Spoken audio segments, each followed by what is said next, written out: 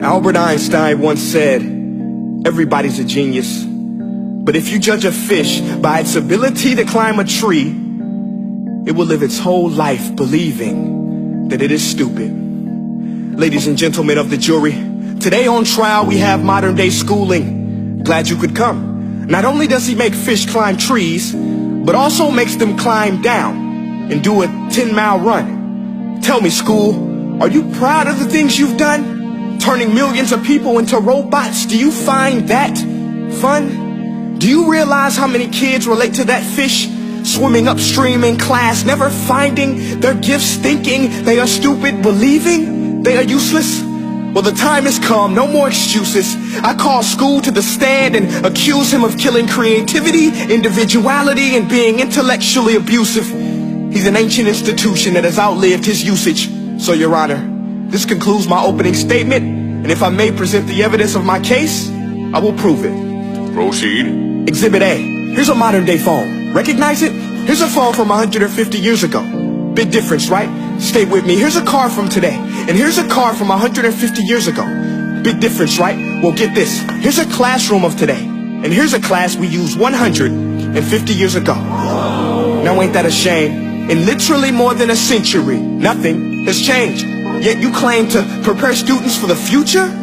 But with evidence like that, I must ask, do you prepare students for the future or the past?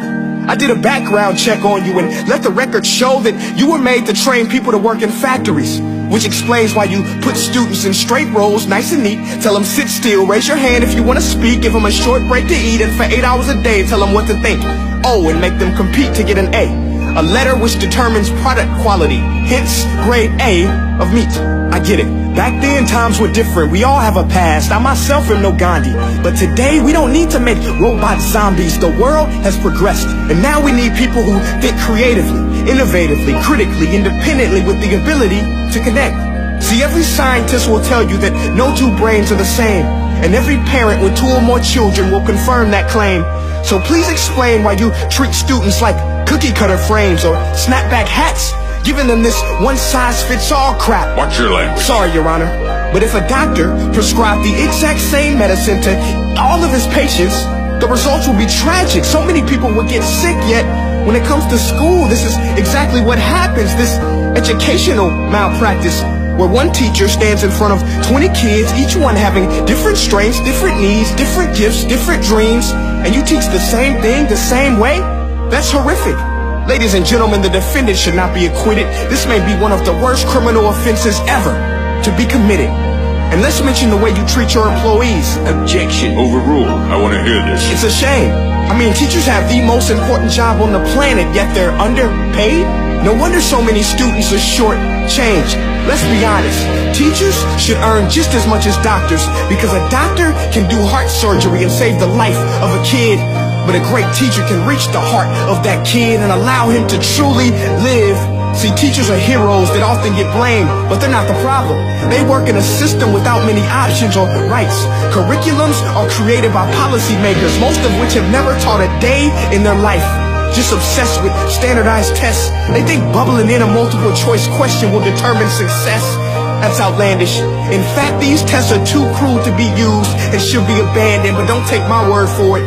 Take Frederick J. Kelly, the man who invented standardized testing, who said, and I quote, "These tests are too cruel to be used and should be abandoned." Ladies and gentlemen of the jury, if we continue down this road, the results will be lethal. I don't have much faith in school, but I do have faith in people. And if we can customize healthcare, cars, and Facebook pages, then it is our duty to do the same for education, to upgrade and change and do away with school spirit, because that's useless unless we're working to bring the spirit out of each and every student. That should be our task. No more Common Core. Instead, let's reach the core of every heart in every class. Sure, math is important, but no more than art or dance. Let's give every gift an equal chance. I know this sounds like a dream, but countries like Finland are doing impressive things. They have shorter school days, teachers make a decent wage, homework is non-existent, and they focus on collaboration instead of competition. But here's the kicker, boys and girls. Their educational system outperforms every other country in the world. Other places like Singapore are succeeding rapidly. Schools like Montessori, programs like Khan Academy, there is no single solution. But let's get moving, because while students may be 20% of our population, they are 100% of our future. So let's attend to their dreams, and there's no telling what we can achieve. This is a world in which I believe, a world where fish are no longer forced to climb trees. I rest my case. Hey guys, my name is Prince EA, and I want to say thank you so much for watching my video. But now, I want to know what you think. How can we together create a more efficient, effective, and just better future of learning? I want you to visit nestday.com/preorder the future and share your thoughts and ideas on the topic. Peace.